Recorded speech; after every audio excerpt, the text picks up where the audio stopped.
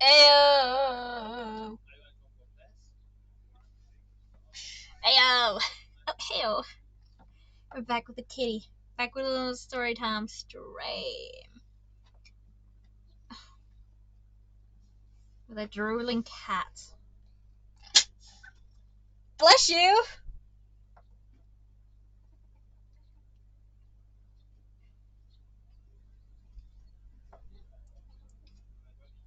Look, he's like reaching.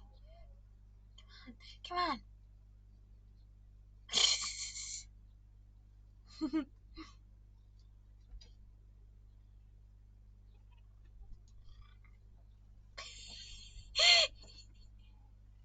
Aww. Woo! Aw. Aw. Not here. What if I put that there? Where will you go? Eh? Ugh. And eels.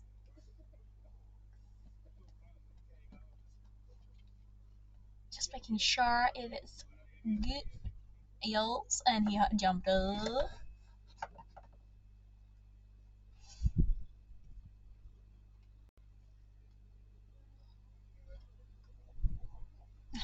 Alright, good quality, good quality. It looks good. Frames look good. Oh, you up there again? Aw. Talkative kitty. Ugh. I love you too. You only love me because I have snacks for you. I got treats for you. Yes, you will be getting. Ow! Ow! That's my fudge! Don't. It's right here, okay? Yes, you will be getting a treat between each chapter, okay? Yeah. Ow! Tommy.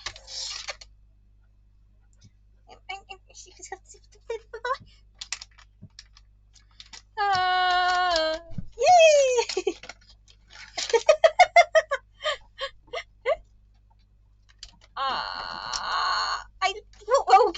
Okay. Ow. Man. Oh, you really like them, huh? You really like them treats, huh? Right, fine. Little anxious kitty. Fine. It's like, give me. You got one, okay? You got one, okay?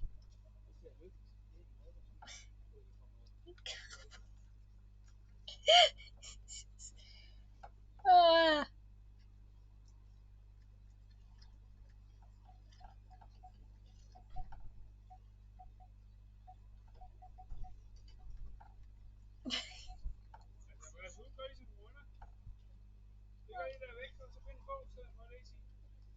oh yeah, and I have my window open because it is hot as fuck today. Hot AF today.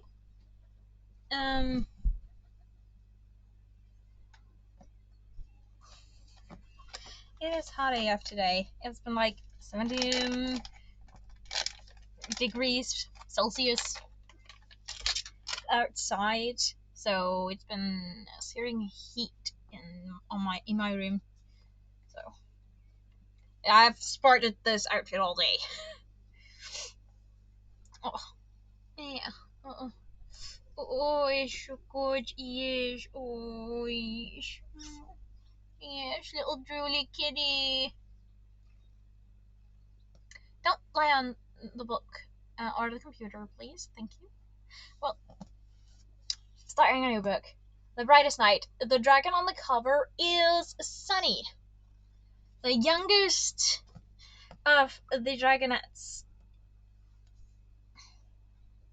Oh, I love you too. Yeah, I love you too. You only love me because I have treats for you. That's a fact.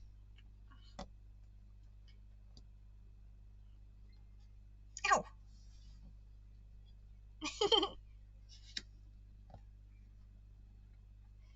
been out for a walk with my younger sister and dog. Happy is her name. My dog, not my sister. Um, and then I got, and then we went into town so I could get another one of these. So I got 2 now. So blunt me tomorrow. Expect that. I think maybe if my mom wanna help me. And then get get a package full of stuff for Bones. So it's getting filled up, the box, the B-Day box for them.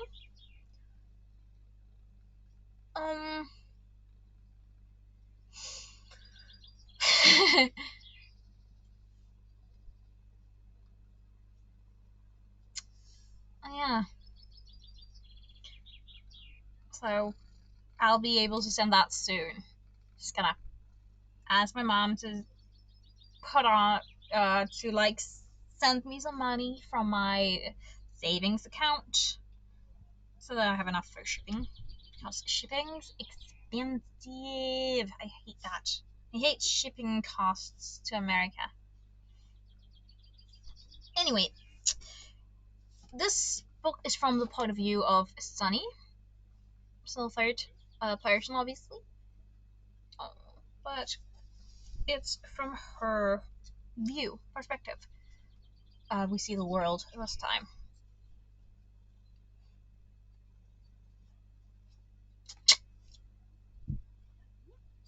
Oh, kitty cat, I love you. Yes, I love you.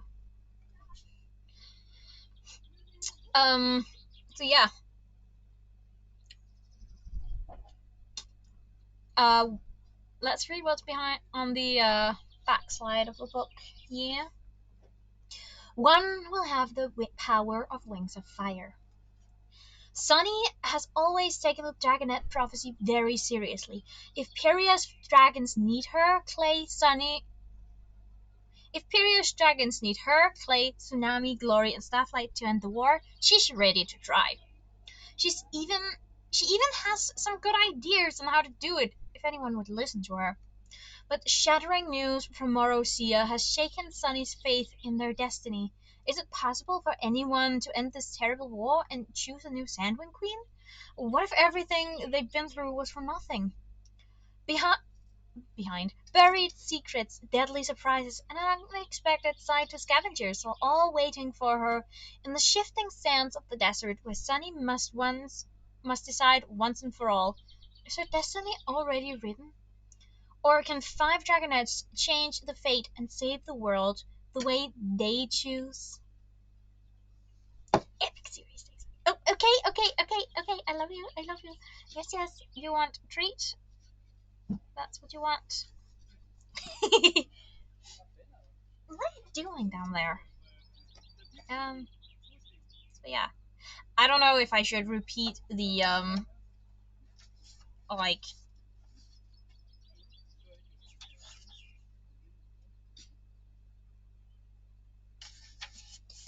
the Dragonette prophecy, because like we found out last book from Morosia that it's actually just faux. It's fake. It's a fake prophecy he wrote with the queen of the Dragonettes.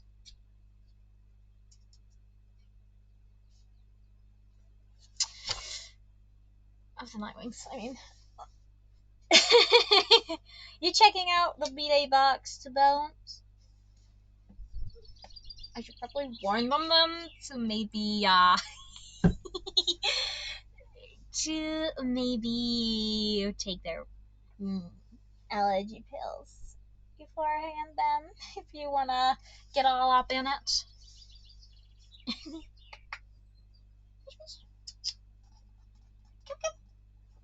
No, not even.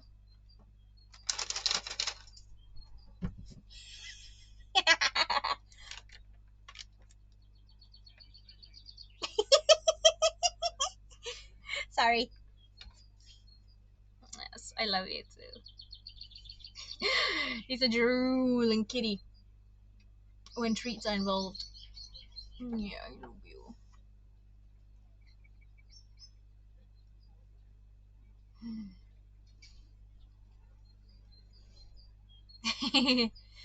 Yeah. Um. Oh yeah, and the shipping cost is like expensive, as I said. So that's why I have a goal, like the donation goal for 150. So like I'm not going to be broke either when I send it. Oh, I love you too.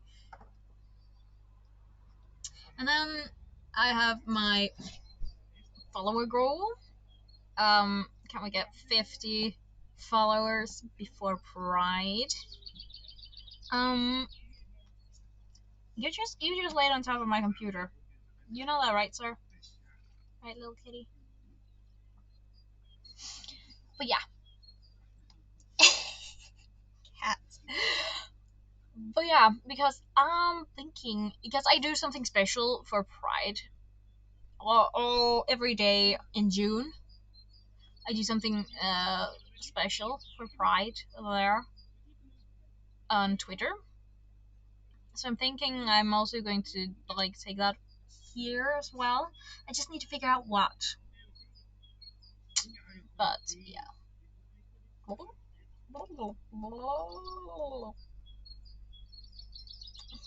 Oh, I choose what language era. Yeah, so I'm all over the place. My thoughts are all over the place. But yeah, feast your eyes on my magnificent blue-green hair, because this might be the last time you see it. And prepare for blonde me. Look like Elsa. Not bad though. Anyway, so we got 5 chapters today. Well, technically 6 because I don't really count the prologue as a chapter, so I take that as well. So technically 6 chapters today. So this might be like a 2-hour long stream. Who knows? It depends on how long the chapters are. Anyway, prologue. 20 years ago. It's nearly impossible to steal from a dragon, particularly a royal one with a palace and guards and very high walls. At least that's what Queen Oasis kept telling herself as she hurried along the dark halls, breathing fire to light her way. Nearly impossible and decidedly stupid, and yet she had this terrible feeling. Something was wrong. There was something scrabbling around in her palace. With her exceptionally sharp sounding hearing, she was sure she could hear squeaking like faraway mice, and perhaps the clinking of coins. But mice didn't steal treasure. So what was it? Was she imagining it? She'd woken from a deep sleep with a start, as if someone had stabbed her in the chest with his venomous tail. It seemed unlikely, but she was going to check on her treasure anyway. The Sandwing Queen whirled around a corner and collided with 2 of her daughters, Blaze and Blister. "Oh," Blaze complained, hopping backward with a grimace. "Mother, you stepped on my foot." Blister said nothing, but sidestepped into a corner to get out of the Queen's way. Her dark eyes were fixed on every move Oasis made, in that unsettling way she had. Oasis had the feeling from the moment Blister hatched. Oasis had a feeling from the moment Blister hatched. This was a daughter who was going to kill her. Her oldest daughter, Bern, was bigger and stronger, but Oasis and Bern actually got along in a way. Sorry, you can hear everyone outside. They understood each other, but apart from Bern's obsession with mutilating animals, and it was easy to distract Bern. Give her something creepy looking, and she'd disappear into her room for days. Blister, on the other talon, always seemed to be calculating the moments until her mother's demise, and she'd been like that ever since she was a small dragonette, ever since she first realized that killing her mother would make her queen. Go ahead and challenge me, Oasis thought scornfully, glaring down at Blister. I'll squash you like a buck and you know it. What's the hurry? Ballista asked smoothly, as if she could sense the malevolence in her mother's gaze. Is there a royal crisis? Let me guess. Smallday tried to run off with his girlfriend again. No, I took care of her, Oasis said. I'm just going to check the treasury. Oh, sparkly things, Blaze yawned. Good night, Mother. Dizzy Blaze, Oasis thought as she hurried on. She'd be a terrible queen, but she's an acceptable daughter. I don't have to worry about what she'll do to me. She had claws click on the stone behind her and whirled around. Lista held up her talons and flared her wings, filling the narrow passageway. Sorry to startle you, she said unconvincingly. I just wondered if I could come with you. Oasis hesitated, but she knew if she said no, Blister would find a way to sneak along anyway. It was always better to keep her where you could see her. Fine, but don't touch anything. I know what you want to see, you conniving viper. It won't do you any good until I'm dead, though.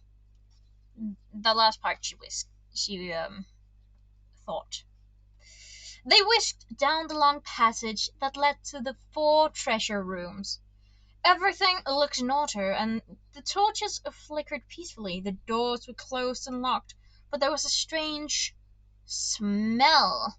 Something hairy and woodsy and flowery at the same time. Something had definitely been here. Oasis crouched to peer under the doors. There was a large gap between the doors and the floor. Not large enough for a dragon, of course, but... Do you smell scavenger? She asked Blister. I wouldn't know what those smell like, Blister said, wrinkling her nose. They're too bulky and squishy for my taste. Queen Oasis selected the right keys from around her neck and unlocked all the doors, then did a sweep through each room, leaving the doors open. She came back out, glowering with rage. That looks ominous, Blister remarked. Scavengers! Spat the queen. Robbed me! How dare they! She lashed her tail, hissing. They can't have gone far. Wake up, Burn, and tell her to meet me outside. Burn? Blister echoed, glancing over her mother's shoulder at the treasure rooms. Just in case there are a lot of them and we need to fight, Oasis said. I've seen what their tiny swords can do. I'm not such a fool as to go out there alone. Oh no, of course not, Blister said. But why burn when I'm here? Oasis gave her a withering look. I need a real fighter, she said. Not someone who thinks she can use her brain to get herself out of anything, and isn't even as smart as she thinks she is. I see, Blister said coldly. I'll wake her up at once. She took a step up the corridor, then turned back. What did they take? Small things, for the most part, Oasis growled, but they also took the Eye of Onyx. That actually made Blister's face twitch, as if a hint of real emotion, worry, surprise, was trying to come through. We'll get it back, Oasis promised, and we'll have roasted scavenger for breakfast. She pushed past Blister and stormed toward the nearest route to the sky. I'm going out there. Wake up, Burn, and hurry. Oh yes, right away, Blister said. If I know Blister right, she didn't do that. As Oasis charged into the courtyard, spread her wings, and lifted into the sky, she thought for a moment that she saw Blister turn to look back at the treasure room instead. I forgot to lock them up, Oasis thought uneasily. But this will only take a minute, and if she's stupid enough to take anything, I'll have a good excuse to kill her. She's smarter than that. She wheeled toward the outer doors, scanning the sands. A disturbing thought occurred to her. What if he doesn't wake Burn? What if I'm going to face the thieves alone with no backup? Then she spotted them, 3 scavengers, 2 of them waiting on the sand, the other climbing down from a window, none of them watching the sky. Scab-infesting idiot monkeys, Oasis growled and folded her wings to drop down silently behind them. Maybe she could scare them to death. Prey always tasted better when it died like that. Only 3 of them, she thought. I don't need to wait for Burn if Lister's even getting her. I can certainly handle 3 annoying scavengers by myself. She narrowed her eyes, advancing up the dunes toward the sound of squeaking. After all, what's the worst that could happen? What's the worst that could happen? Oh, I don't know. Them killing you, ending up starting a war between the 3 sisters, because who's going to be queen now? That was the end of the prologue, by the way. That wasn't very long. Shorter than all the other prologues. You know, right, Kitty? Part 1. The Shifting Sands. You get a treat when we're done with this chapter, don't worry. Chapter 1. Sunny had always known that she was the right dragon for a big, heroic destiny. She was going to save the world. She and her friends were going to swoop in on wings of fire, whatever that meant, and bring peace to every dragon imperia. It was right there in the prophecy. 5 dragons born to end the fight. That was her fate. That was her purpose. Besides, it explained everything. Why else was she so small and weird-looking? She wasn't a normal sandwing. Her scales and eyes were the wrong color, and she had no venomous barb at the end of her tail. But that didn't matter. In fact, it made sense. Of course a dragon hero with an epic, noble quest would be a little different from everyone else. And who would care how strange she looked once she stopped the war? Then there were her parents, the mysterious dragons who had left her egg buried in the sand in the desert, alone and unguarded. It didn't matter that they obviously didn't want her. It didn't bother Sunny at all, because it was part of the prophecy. Hidden alone from the rival queens, the Sandwing egg and unwaits unseen. That was all right. Heroes in the scrolls often had no parents. Their heroic destiny was more important than any family. And her destiny was important. There was nothing more important than stopping the war between the dragon tribes. All her life, especially whenever she felt trapped or sad or worried about anything, Sunny had imagined fulfilling the prophecy. How many lives they would save, and all the happy reunited families, and all the future dragonettes who would grow up in peace without the constant fear of war. That was the entire point of her life. And it was a lie. Rock walls scraped against her wings as she scrambled away from the Nightwing Island. She could feel the rumbles of the volcano all the way through her claws. Her friends were behind her, still facing Marozia, but she had to get away from them, from him, from everything. He made up a prophecy. It was all a trick. No, I don't believe it. He's a vindicative, cruel dragon who's always manipulated us and everyone around him. He would say anything to hurt us. The prophecy is real. It has to be. She burst out of the tunnel into the rainforest and immediately slammed into the side of a skinny black dragon. The Nightwing grunted with surprise and glared at her. Sunny tried to turn and fly the other way, but a floundering wall of black wings and talons and tails drove her back. In the moonlight, the entire forest seemed to be seething with dragons. Roars and hisses and growls drowned out the sound of the raindrops pattering on the leaves all around them. It didn't help that half of the dragons were dark as the shadows and the other half were camouflaged, so claws and corners of wings seemed to suddenly poke out of nowhere. Sunny narrowly avoided the tail in her ear when 2 Nightwings got caught in a dangling vine and whipped around violently as if they were being attacked. "Calm down, everyone," Gloria's voice shouted. "Listen! bellowed Granda, the old royal Nightwing. Rainwing. Not Nightwing. Rainwing. Your new queen is speaking. Several Nightwings muttered under their breath, but none loud enough to be heard, and even they fell silent as others hissed at them. Sunny ducked and wriggled through the crowd, but she couldn't get any farther than the stream. Several Rainwings stood by the water in shades of blue and purple, holding Nightwing spears. Most of them were ruining the effect of peering at the spears with mystified expressions, or holding them upside down. Still, Sunny decided not to try pushing past them. Those spears would hurt just as much if they poked her by accident as on purpose. What she really wanted to do was crash away into the rainforest and not come back. She wasn't sure she could face her friends, who acted as if they didn't care about the prophecy at all, and she couldn't even look at the Nightwings. Tsunami wants to believe Marozia. She never wanted to fulfill the prophecy. She doesn't understand how important it is.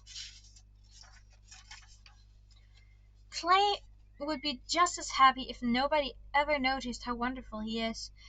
Then he could sleep and eat and take care of us instead of fighting. Starlight would love to stop worrying about the prophecy, and Glory has enough to do here now that she's queen. None of them will fight for our destiny. They certainly won't listen to me if I try to explain that Marozia must have been lying.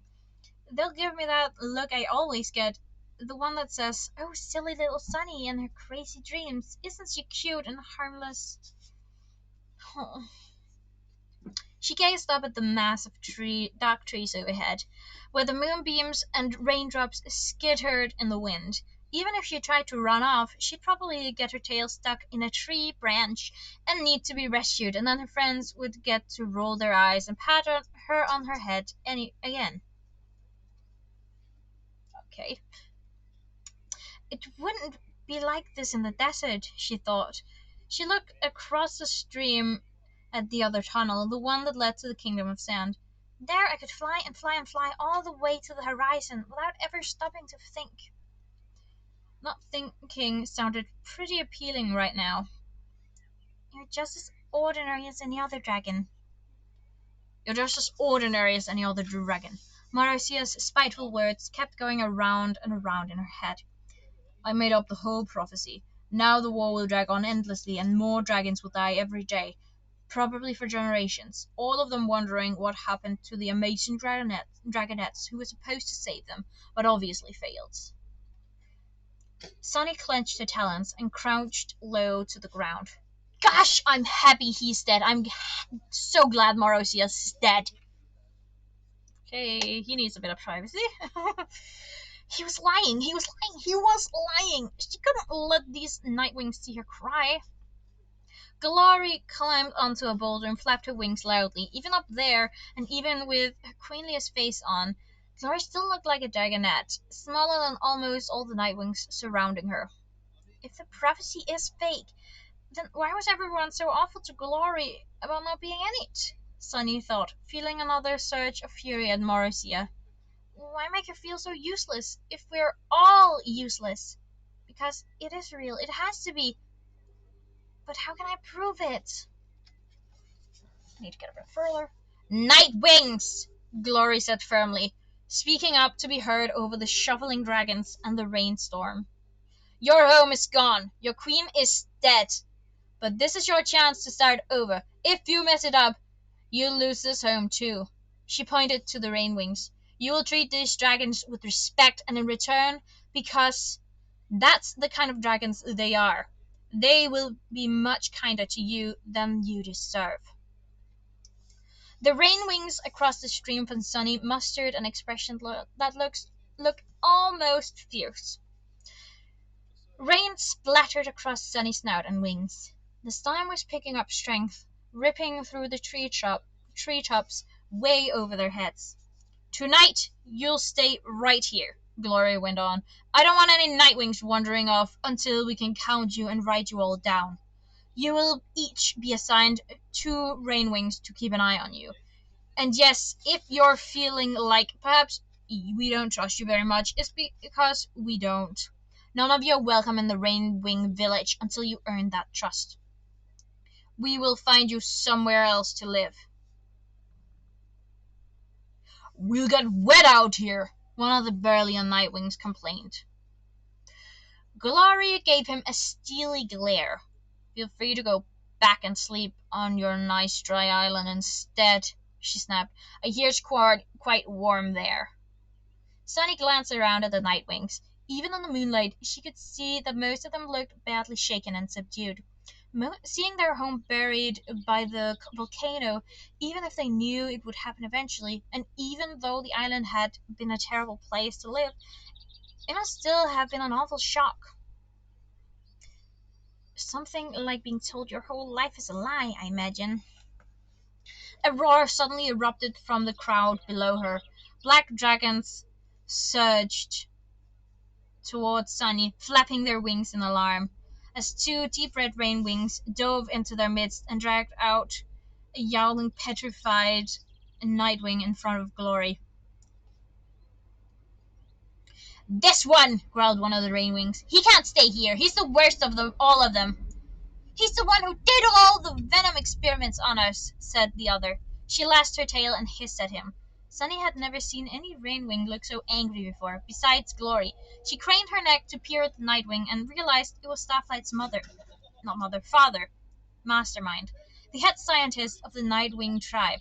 From the look on Glory's face, the Queen was probably guessing exactly who it was, too. The Nightwings had been kidnapping rain rings for the last year, imprisoning them and doing experiments to understand their venom-shooting abilities. They'd been planning to invade the rainforest to steal it from the Rainwings, either by killing or enslaving all the peaceful rainforest dragons who already lived here. Sunny had seen the lava-riddled wasteland of an island where the Nightwings lived. She knew they were desperate for a new home, and at first she thought Starflight was brilliant for offering to let them come through to the rainforest as long as they pledged their loyalty to Queen Glory, along with a promise to behave peacefully. What are you doing?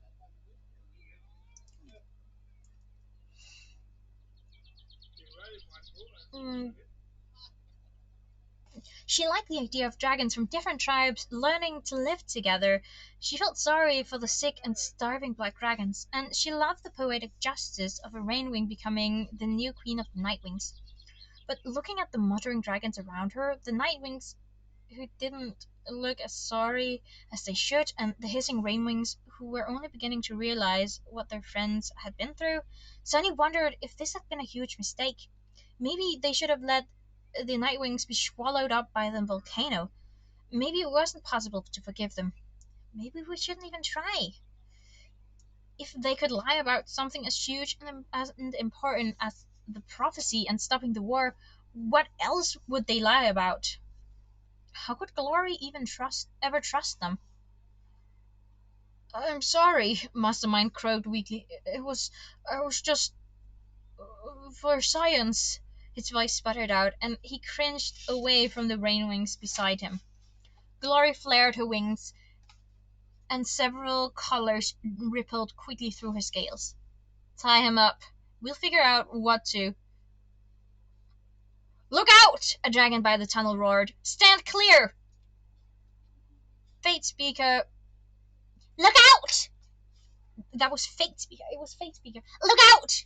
A dragon from the tunnel roared. Stand clear! Fate Speaker shot out of the hole, and a moment later, Tsunami hurtled after her. Everyone get down! The Sea Wing yelled. The Nightwings by the tunnel all threw themselves to the ground. A blast of scorching heat crackled out of the hole, turning the raindrops around it to hissing steam. Sunny was one of the few still standing, looking at the tunnel, when two more dragons burst out of it. It was Clay with his wings shielding Starflight. Starflight's front talons were covering his eyes, and long burns were blistering along his scales. As soon as they reached the open air, he collapsed to the ground. Stay back! Tsunami shouted ferociously at the dragons who were flapping around them. Starflight! Sunny cried, feeling a stab of guilt. He's hurt. I never should have left my friends with Marozia. She jumped forward, trying to squeeze through the crowd of frantic dragons to get to him. But suddenly, talons wrapped around her snout and shoulders, and she was yanked backward into the dark trees. End of chapter 1. Okay, it's getting a teeny tiny bit cold in here. So I'm gonna this. Yes. And this kiddo needs a treat because we finished chapter. Yeah, we finished the chapter. Yes, good kitty. Yes, right here, right here, right here. Yes, look at him, look at him. Yeah.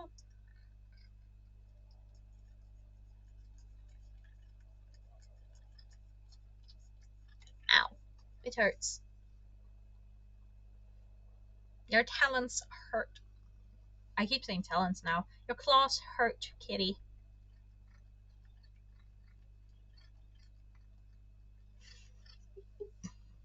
Oh, yeah. Oh.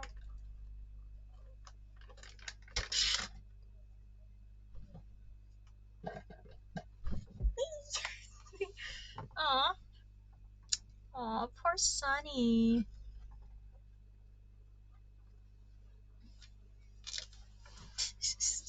Are you going to get that? Are you going to yank that down again? Yep. Come here. Come here, come here, come here. You can't reach me, huh? Well. Aw, kitty, kitty. Mwah. Let's see how long this one is. Cat hair.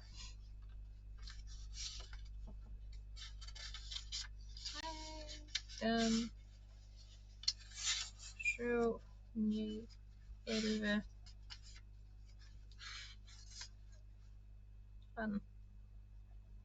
13 pages. That's a long chapter. Really? Oh my gosh. Kitty. Oh yeah, crap, I need to drink some water also.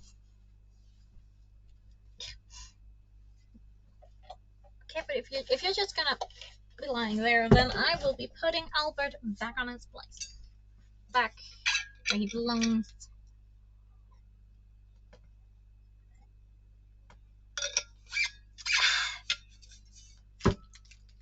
I'm gonna take this.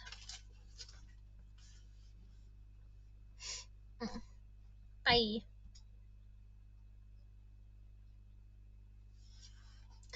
Chapter 2.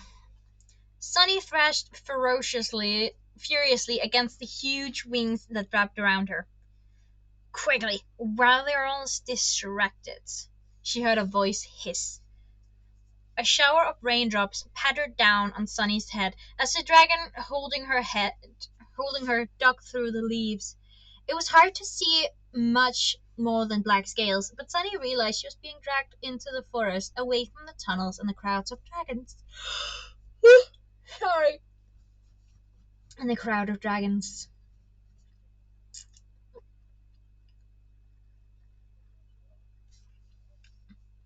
But I have to make sure Starflight is alright. She clawed at the arm that pinned her wings down, but the night wing only grunted and held her tighter. Wet leaves squelched and slithered under their talons. From the sounds around her, Sunny guessed there were 3 Nightwings, including her attacker, sneaking away from the scene while everyone was focused on Starflight and Clay. That's ominous. Maybe she should try to find out what they were up to. She stopped struggling and listened. The dragons were moving fast and quietly, even without flying. In just a few heartbeats, Sunny couldn't hear what Gloria and Tsunami were shouting anymore. Hey again. They also moved purposely as if they knew the forest well. Hunting party, Sunny thought with a shiver. These are probably some of the dragons who came through the tunnel to kidnap Rainwings. What do they want with me?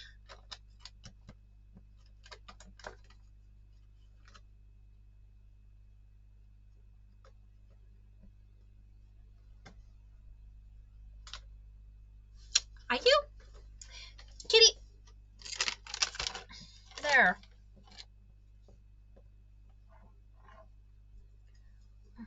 All my pictures are skew now.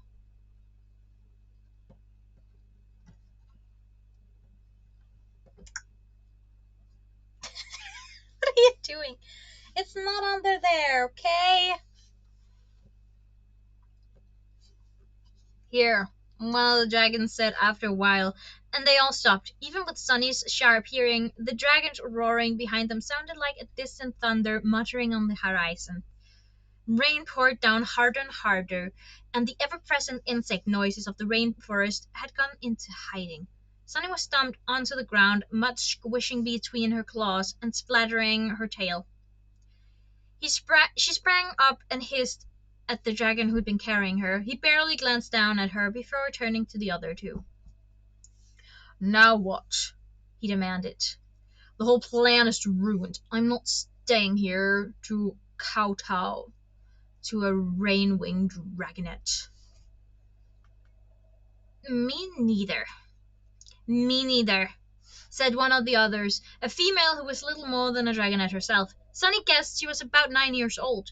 She was bedraggled, wet, and bony, and hunched over, and yet when she snorted a burst of flame, Sunny could see her eyes gleaming with stubborn ferocity. Plus, they'll probably kill me, said the big dragon. You saw how they were about Mastermind. If they remember that I was his assistant, I was the one who locked them up or stuck them to the walls for him. They'll be after my blood if we stick around here. He's lying back there. Where are we supposed to go? Hissed the last dragon, another male, much less brawny than the one who'd been carrying Sunny. He had a few missing teeth, and his tail was bent at the end, as if it had once been broken and then fixed incorrectly. We were promised the rainforest. This is where I want to live, but not as a second-class dragon. But not as second-class dragons. Imagine Rainwings telling us what to do. Well, we got her, like you suggested, the big male said to the dragonet, flipping one wing towards Sunny. So what do we do with her? The Nightwing dragonet lashed her tail and narrowed her eyes at Sunny. We use her as a bargaining chip. We can hold her hostage until they take our whole tribe to the Rainwing village and make one of us queen. Like who? Said the other male. He spat a small flame at the branch that was dripping on his head. Brightness is weak and won't fight for it. Queen Battlewinner had no brothers or sisters, and no other daughters. There's no one else to claim the throne. I'll take it, said the dragonet. That'd be even better than being in a prophecy. If that Rainwing can be queen, why not me? I'm bigger than her. True, growled the big one behind Sunny. Well, I have bad news, Sunny spoke up. They won't give you anything in exchange for me. I'm nobody, just a weird-looking sandwing with a useless tail. She snapped her mouth shut before her voice could start wavering. She'd been saying things like that her whole life, but she'd never felt awful about it until today. If there were no prophecy, then that meant she really was just weird-looking and useless. No, that's not how it works. I'm weird-looking because I have a destiny. That's the reason I'm like this. There's a reason I'm like this. There has to be. The Nightwings regarded her with a skeptical expression. That would be annoying, said the big one. I'd be pretty angry if I carried this little thing through the forest and got my scales scratched off for no reason. Fierce Teeth, I thought you said she'd be worth something. Fierce Teeth. Sunny remembered what Starflight had told them about the dragonets in the Nightwing Kingdom. Wasn't Fierce Teeth his half-sister? We can use her if she's who I think she is, said Fierce Teeth. She jabbed Sunny painfully in the ribs. Aren't you Sunny? Starflight jabbed on and on about Sunny whenever he was asleep. Sunny blinked at her too startled to answer. Yeah, this is her, Fierce Teeth said, answering her own question. My brother's totally in love with her. He'll agree to anything to get her back. That might actually be true, Sunny thought with alarm. Does he really talk about me in his sleep? Only a few hours had passed since she'd stood in the rainforest clearing in the middle of dragons preparing to invade the Nightwing Island, and Starlight had told her he loved her, that he'd always loved her. She still didn't know how she felt about it. She didn't know what this feeling was. A strange ripple of surprise every time she remembered his expression. It was, I, I don't know what to do, and somebody loves me, and don't hurt him, and really right now, and imagine how happy you could make him, and why me, really me, and but it's Starlight, his sweet, smart, anxious friend. She'd never thought of him like that, not once. It was so hard for her to believe that he meant it. None of the other dragonettes took her seriously. She'd always assumed he was the same way, that he thought she was too little and cheerful to be worth listening to. Focus, don't let them use you to hurt your friends. Didn't you see Starflight's injuries? She said. He's too wounded to have any say in what happens next. And Glory couldn't care less about me. Taste it, you can't use me. You should go back and rejoin the other Nightwings. Nice try, Fierce Teeth said. What if she's right, said the Nightwing with missing teeth. What if they don't want her? What if we expose ourselves and then they just kill us?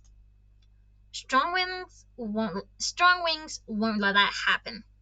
Won't let them do that, Fierce Teeth said, stepping closer to the burly dragon. They're a couple, Sunny realized. A really strange couple. Strong Wings was nearly twice the size of Fierce Teeth, but he kept turning toward her and ducking his head as though he was waiting for her to order him around. I know how we can find out, said the other male. He drew something flat and shiny and oval-shaped from under his wing. In the moonlight, it shone like polished black glass and fit neatly between his front talons, and it stayed perfectly dry. The raindrops seemed to swerve to avoid raining on it. The obsidian mirror, said Strongwings with a hiss of admiration. Nice work, Prey Hunter. I wondered if someone would think to save it. He leaned in and touched the smooth surface with one claw. No surprise that it wasn't greatness. She was more worried about saving her own scales. She never used it anyway, snorted Prey Hunter, even when we needed to know what the Rainwings were up to. She said she didn't trust anything that was enchanted by an animus. Coward. I don't think the Queen knew she wasn't checking it. It doesn't work as well as it used to, Strongwings said. Everyone thinks Stonemover did something to it before he disappeared. What is it? Fierce Teeth asked. A really old Adamus-touched piece of treasure, Strongwings explained. This was one of the most important things we had to save from the treasure room when the volcano erupted and buried that part of the fortress, back when I was a small dragonette. We used it for... He stopped and glanced at Sunny. Don't worry, we'll kill her before she can tell anyone anything important, said Prey Hunter. Go ahead and try, Sunny thought fiercely. No one else has managed it yet. He tilted the mirror so it caught the light of the two moons glowing through the clouds above them. The third moon was just a thin crescent, barely cresting the top of the trees. The rain had slowed to a misty drizzle. Show me how it works, Fierce Teeth demanded. She snapped a branch off the nearest tree and set the end on fire, leaves crackling wetly in the flames. We just need a name, said Strongwings. Someone important. That Rainwing Queen, obviously, Fierce Teeth snapped. He looked blank and hissed at him. Glory, whispered the dragon, holding the obsidian mirror. He breathed a plume of smoke across the dark glass. The smoke coiled and twisted, winding like a thin snake around the outer rim of the mirror for a few heartbeats. All at once the smoke vanished, as if it had been sucked into the mirror, and a moment later one tendril curled up from the center of the glass, white tinted with purple, curving like a dragon's neck. Ooh. Mangrove! The tendril barked abruptly in Glory's voice. Make sure none of them have any more of those spears. Jambu, you and Grandor start counting them. The Nightwings, just to be clear, not the spears. Fierce Teeth grinned, her teeth gleaming whitely in the moonlight. This is happening right now? She whispered, and Strongwings nodded. Brilliant. Yes, I can see how that would be a useful trick, Sunny thought bitterly, especially for convincing other dragons that you have mystical mind-reading abilities. Ooh. A pinkish wisp of smoke curled up on the mirror next to the first one. You bet, no problem, Your Majesty, it said. Except, so, counting. Don't get me wrong. I'm really good at it. Up to, like, 20. It's a pretty big number, right? There probably aren't more Nightwings here than that. Oh, that wasn't Mangrove, that was Jambu. Jambu, there are at least 200 Nightwings here. Glory snapped. He said. That's like 220s? Maybe 3? I can't even roll my eyes at you. I cannot even roll my eyes at you right now, Glory said. Find me a Rainwing who can count. I'll do it. A dark coil of smoke appeared right next to the first. It took Sunny a moment to recognize the voice of Deathbringer, the assassin who had been ordered to kill Glory, but instead helped her escape the Nightwings, because he fell in love with her, and she also fell in love with him.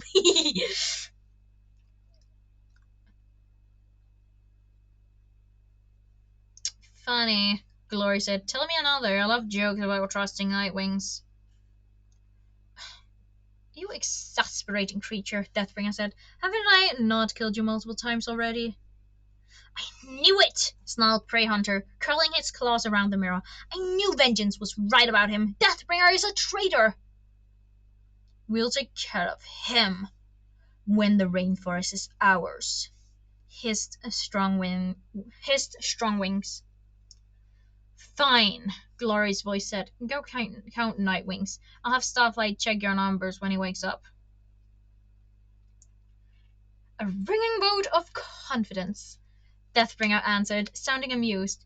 The dark wisp of smoke coiled back into the mirror, as did the pinkish one. Glory's tendril of smoke twisted for a moment, alone on the glass. He will wake up, right? She finally said quietly. I think so. A new spiral of mud-colored smoke wound its way up from the mirror, and Sunny felt her heart jump hopefully at the sound of Clay's voice. He always made her feel better, even from the other side of the rainforest. But he was burned pretty badly. We should use the darts to make him keep sleeping until he's healed as much as possible, I think. It'll hurt a lot when he wakes up. Oh, poor Starflight. Sunny curled her talons around her tail around her talons. And his eyes? Glory asked. Will they be alright? I don't know, Clay said. Oof, I'm hungry, but dinner's not ready yet.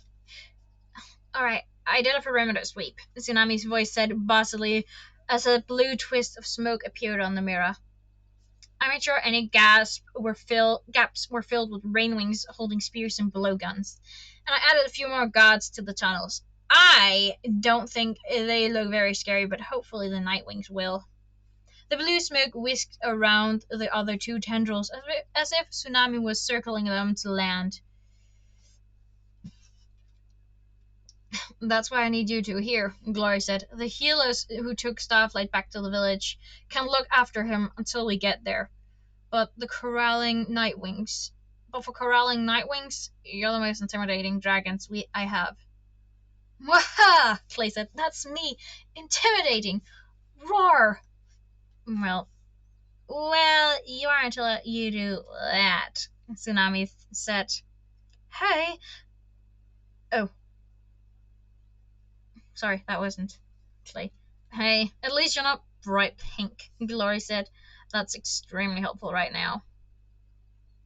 It's alright, Clay said. Sunny's probably at the village already. She'll look after Starflight no matter how upset she is.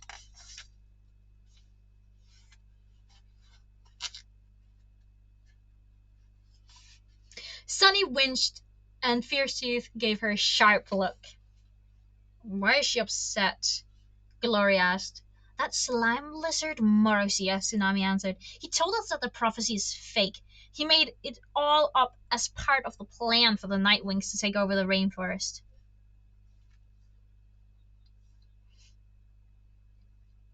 There was a long pause. The three dragons around the mirror all glanced at Sunny. She stared down at her claws.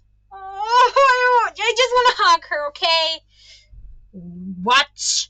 Glory exploded. Her curl of smoke shot up to twice its previous size. Yeah, Clay said. Isn't it crazy? I guess that's why Marcia wanted us to choose Blister as the new queen. He had this whole... I am going to bite that dragon's head off and stop him in the volcano, Glory roared. Too late, Tsunami said. Since that's kind of already happened. The volcano part, I mean. He's piles of ashes now. Are you serious? Glory demanded, talking over her. The whole thing was made up. There's no destiny, no wings of fire, no reason for us to be trapped in a cave our whole lives. No amazing mythical skywing who's infinitely better than me. Absolutely no need for any of us, after all. Hey, I'm mad too, Tsunami said. But let's go back and kill him again. Hi. Buenos dias. Hello. Bonjour. Buongiorno. What are you today? What are you today? What?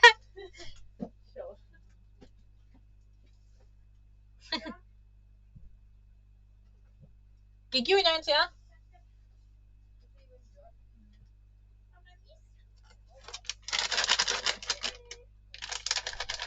Junior!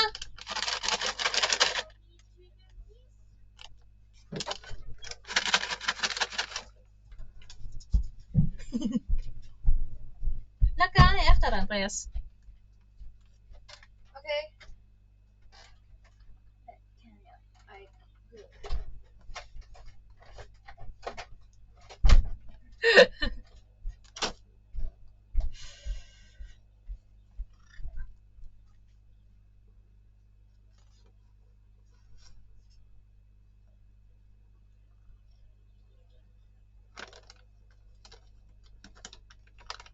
Ow! Stop it! Okay. Okay, over there, go over there. Okay, don't. Ow. Let's go back and kill him again. Oh, damn. No! Don't step on my computer, okay? Don't step on my computer. I love you. I love you.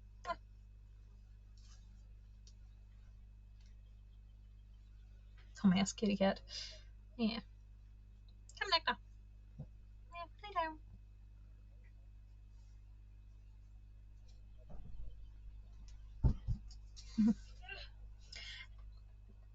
At least we don't have to worry about it anymore. Tsunami pointed out, no destiny means we can do whatever we want. The townspeople can go shove a pufferfish up their noses.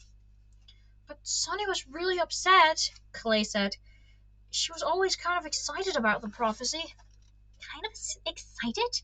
Sunny lashed her tail. It was just a fun adventure I was looking forward to, Clay.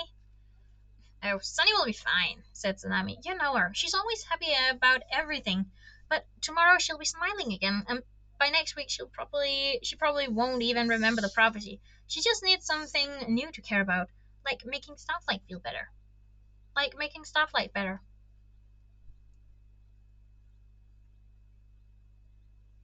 Well, I can think of lots of ways to keep her busy, Glory said. For one, she can find me someone to yell at. I seriously cannot believe this. If I didn't have to act like a queen right now. Her voice trailed off into muffled growling. Sunny glared at the obsidian mirror. This was exactly what she hated most about the way her friends saw her. Although hearing them say it so bluntly made it worse. Made it much worse. As if acting happy means I don't really care about anything. As if I just need to be distracted and I'll forget about the whole point of our existence and all the dragons who are counting on us. As if my brain were the size of a blueberry 3 moons. She caught Fierce Teeth looking at her with a wry smirk. Not too impressed with your intelligence, are they? Said the Nightwing. Sunny scowled back at her. It sounds like they like her, said Strongwings dubiously, but not like they think she's particularly useful or important. I'm not sure they will give us the rainforest in exchange for her. I'm not either, Sunny thought. Not that they should. But what would they do to get me back? Anything? Or will they figure, hey, she'll be fine as a hostage. She'll remember she's always happy about everything. And that should be pretty distracting for her. Perfect. Aww. Perhaps I'll rescue myself then. They'll show them, and then I'll fulfill the prophecy all by myself too. And then they'll see it was a real all along.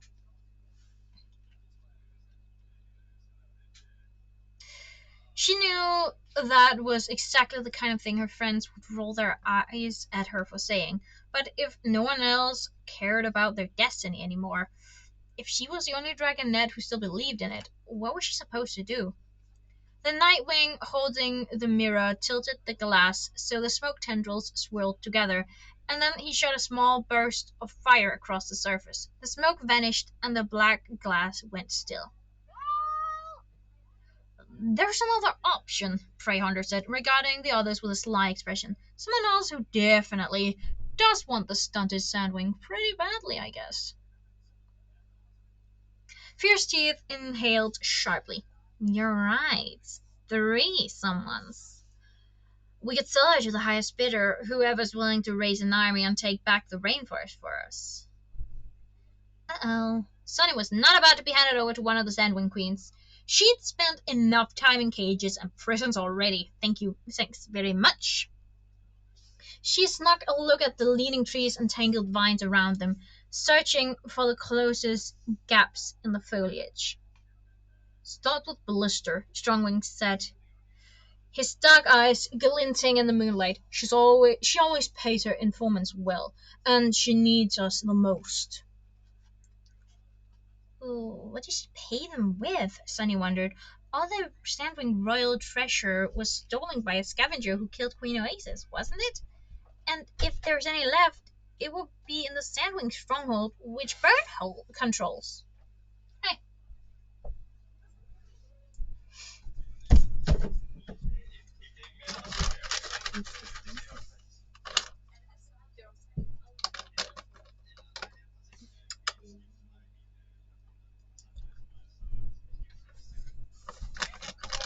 But Bird would love to have this weirdling in her collection, argued Prey Hunter. From what I hear, a deformed dragonette would fit right in with the 2-headed creatures and stuffed scavengers. I am not deformed, Sunny said hotly, but none of them paid any attention to her. Queen Scarlet had been planning to hand Sunny over to Burn for this ominous connection as well. Sunny was quite sure she never wanted to see what else Burn had collected. Who has the strongest army? Fierce Teeth asked. Burn, right? And it would only take us a few days to get to her if we fly straight over the mountains and don't stop. She flicked strong wings in the snout as he opened to speak. Don't ask stupid questions. We can't use the tunnel to the kingdom of sand. They'll be guarding. Yow! Fierce teeth howl of pain sent raindrops flying off the leaves around them as Sunny sank her teeth into the vulnerable spot on her tail. No, let him be here. I'm just gonna.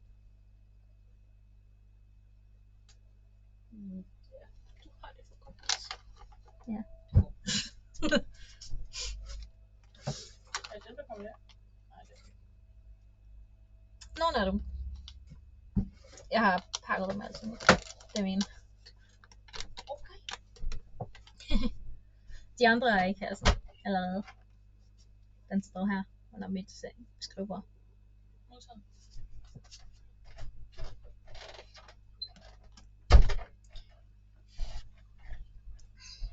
Strongwings lunged to grab Sunny. Fried. Fierce teeth.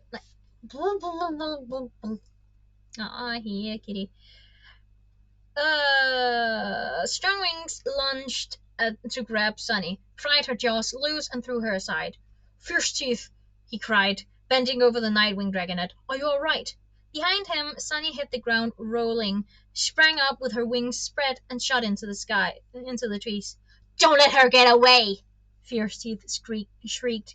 Strongwings, catch her, kill her if you have to. Ow, ow, ow, stop it. End of chapter 2. So I'm gonna go downstairs and get a babata to eat. So I will be right back. Here you go. Ow. Ow. Ow, ow, ow, ow. I love you too, but come on. Oh, why are there so many dropped frames all of a sudden? I don't like that. Come here. Come here.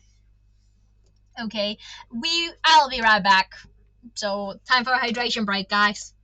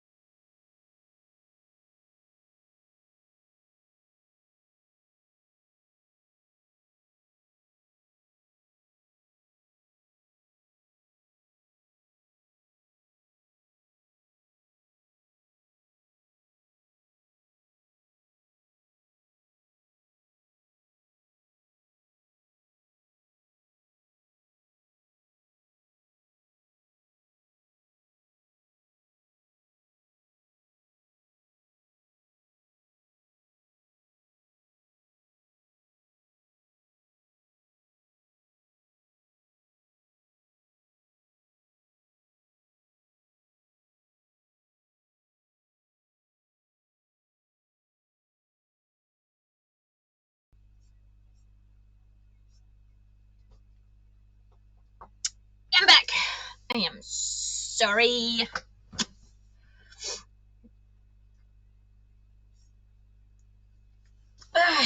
Yeah, I'm sorry about that.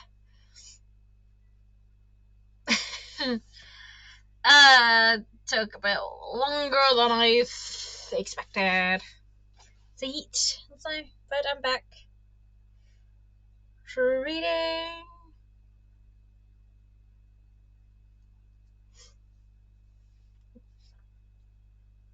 I have something insect in my hair. I've been out a lot today, so.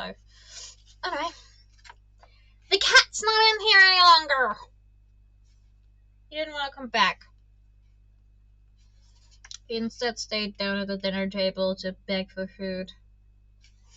Nothing unusual there. Anyway, chapter 3. Dangling wet vines smacked against Sunny's snout as she flew up into the treetops. She remembered what she'd learned from the rainwings about rainforest flying and kept her wings tucked close. She couldn't use her tail to swing from the trees like they did, but she was small enough to maneuver through narrow gaps and swerve quickly. But the 3 nightwings were right behind her, roaring angrily. I should lead them back to the tunnel and the others. Glory needs to know that they're not loyal. She needs to lock them up and keep an eye on them. For how long? Sunny wondered. Forever? They'll never be trustworthy. They'll always be plotting to overthrow her. What do you do with dragons like that? One of her wings hit a branch as she flew past, and a family of monkeys went leaping off into the trees, howling and chattering with alarm. She twisted to glance back and saw a bolt of fire engulf one of the monkeys as the nightwings attacked them, thinking it was her. They won't be foolish enough to follow me all the way back, Sunny realized. Even if I can keep ahead of them for that long, they won't let themselves be caught. What will they do instead? She narrowly missed knocking herself out with a giant tree branch, ducking to avoid it at the last second. The same plan, just without me. They'll go to Bern and tell her we're in the rainforest, where her army can find us easily. I need to hide. I need to think. She curled into a ball and threw herself into one of the dragon fruit trees, where the leaves were huge and overlapped one another like scales. Her momentum nearly knocked her out the other side, but she was able to fling her talons out and hook onto the trunk, slamming her body into it. She froze in place, clinging to the rough bark, hoping the nightwings had lost sight of her in the dark. By all the noon's strong wings, Fierce Teeth swore from somewhere to Sunny's left. How could you let her escape? Sorry, his voice mumbled. She's gone, said Prey Hunter. We'll never find her now. Not without running the risk of a rainwing spotting us. Let's get out of here, said Strongwings, before she brings back reinforcement. Talons and tails, Fierce Teeth hissed. We needed her. We still have useful information for the next Sandwing Queen, said Prey Hunter. They all want to know where the dragonets are. If we hurry, we'll be the only ones selling that information, and we don't need that Sandwing as proof. We're Nightwings. Everyone believes us. Makes sense. Let's go, Strongwings said. And with a flurry of wing beats, the dragons headed for the dark open sky above the trees. Sunny's claws were trembling with the effort to stay still. She took a deep breath. If I go back and tell the others, we can follow them. But by the time they listen to me, if they listen to me at all, the Nightwings will be long gone. Sunny was used to the way her friends talked over her all the time. If she really wanted to be heard, she usually had to get Clay's attention and have him make her suggestions for her. Which wasn't fair. She had good ideas. But her friends never expected her to have anything useful to say. They also didn't trust her to keep secrets. They hadn't even told her about it when they were all planning to escape their guardians. All they wanted was for her to be cheerful and supportive and agree with everything they wanted to do. Would Glory even listen to Sunny? Would Glory even listen if Sunny tried to tell her about the rogue Nightwings? Wouldn't she be too busy? What if she just rolled her eyes at Sunny the way she often did? I don't I don't want to be distracted from worrying about the prophecy, Sunny muttered. I want to do something. Like stopping the Nightwings. I could follow them for right now. I might be the only dragon who can stop them before they tell Byrne where we are. Maybe if I do, my friends will see that I can do important things, and then maybe they'll listen to me about the prophecy. She thought guiltily of Starflight and what he would think when he finally woke up and realized she wasn't there, taking care of him. Then she thought of what her friends had said about her in the obsidian mirror, and she thought about Morosio's smug evil face, and she thought of all the dragons in Pyria waiting for the Dragonets of Destiny to save them. I'm doing this. Even if I have to fulfill the prophecy alone, I will. Sunny clambered up through the branches and lifted off, following the black dragons into the night sky. It was easier to follow the Nightwings than Sunny would have expected. Her sharp eyes could catch the movement of their small, silver underwing scales flashing against the sky, and they weren't making much effort to be quiet either. Or maybe loud and flappy was how Nightwings always flew. They also were slower than Sunny and got tired more quickly, so she had to be careful not to pass them accidentally, especially during their frequent rest stops. The sun was rising behind them when they reached the far edge of the rainforest, where the jungle shifted into sparser forest and more marshes, the outskirts of Mudwing territory. The claws of the Clouds Mountains stood out sharply up ahead of the growing light in the growing light, like a line of jagged broken teeth. Most of the mountains in the southern part of the range were not as tall as the ones in the north, where the Skywings lived. But there was one exception, Jade Mountain. The tallest mountain in all on the continent was easy to spot, and not just for its towering size. Sunny remembered the picture of the map of Pyria they'd had underground. In reality, the two cracks on the top looked even more like sharp fangs sticking up into the air. One of the scrolls even said that from certain approaches, the tip of the mountain looked exactly like the face of a snake lunging out of the ground to attack the clouds. Jade Mountain, Sunny frowned. Someone had said something recently about Jade Mountain. Something she needed to remember. What was it? Nothing came to her as the sun slowly lit up the mountain's fangs. Sunny had been worrying all night about how she would hide from the Nightwings in the daylight. They didn't seem to be watching behind them, but it would be hard to miss her. But it would be hard.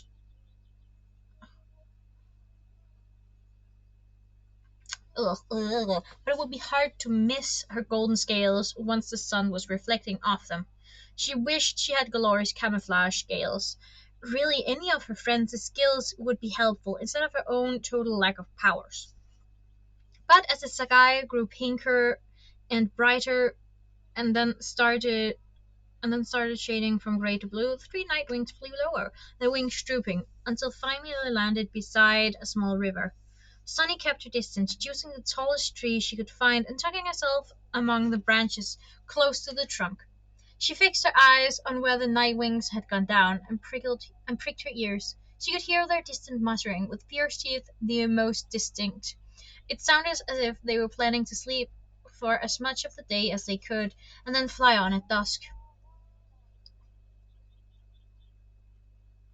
They've been breathing volcanic ash and living on dying, rotting scraps, probably for their whole lives. Sunny thought. No wonder they're not exactly in great shape.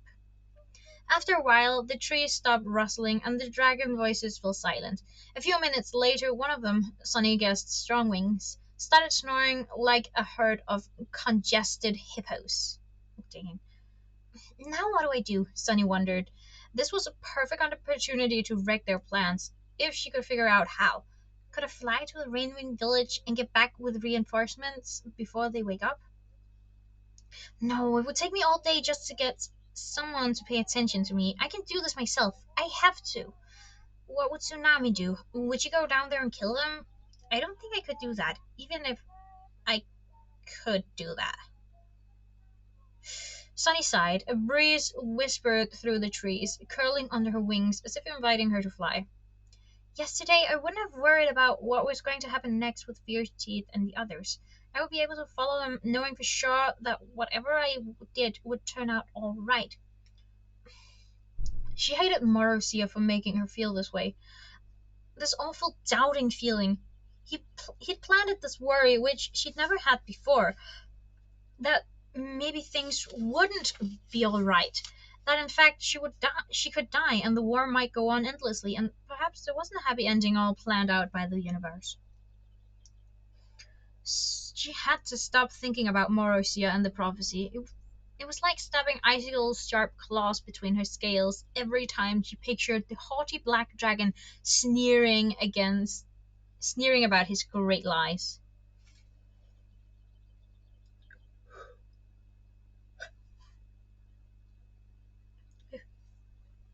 Stupid night wings and their deceitful, all-knowing, high and mighty.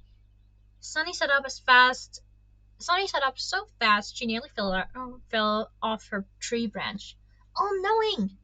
There was one thing she could do to slow the night wings down. She could steal the obsidian mirror.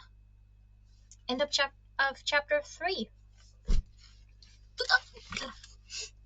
There's not really much to discuss between each chapter because we're in the beginning of the book. So, but we got 2 chapters to go, and I need to hydrate a bit. I hope y'all have been hydrating while I was eating.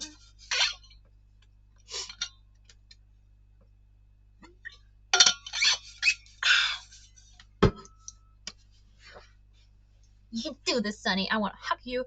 You are precious. I love you. You can do this. I believe in you, Sunny. I believe in her. She's awesome. I like her. Chapter 4. It sounds like someone's coming up. But maybe someone's just closing doors. I don't know. Well, this was one of those ideas that Sunny's friends would totally ignore if she suggested it, but would love like crazy if it came from Clay or Tsunami. It was also something they would never ever let her do herself. Too dangerous, too risky. Send a dragon with fighting skills and camouflage scales. Not their undersized, cheerful silly little sister.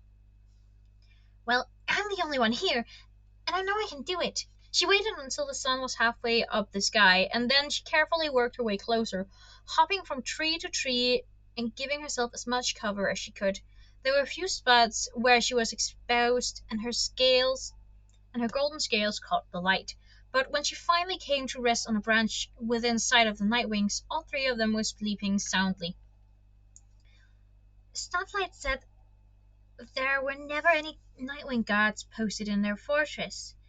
They're used to being so isolated that no one could find them to attack them. It didn't even occur to them to leave someone awake to keep watch. She snorted.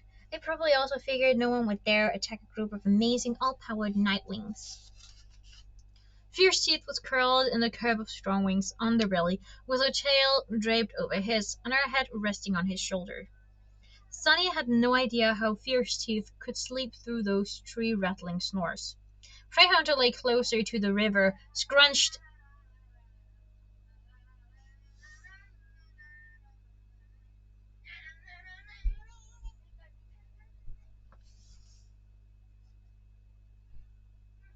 Andreas, jag kan höra!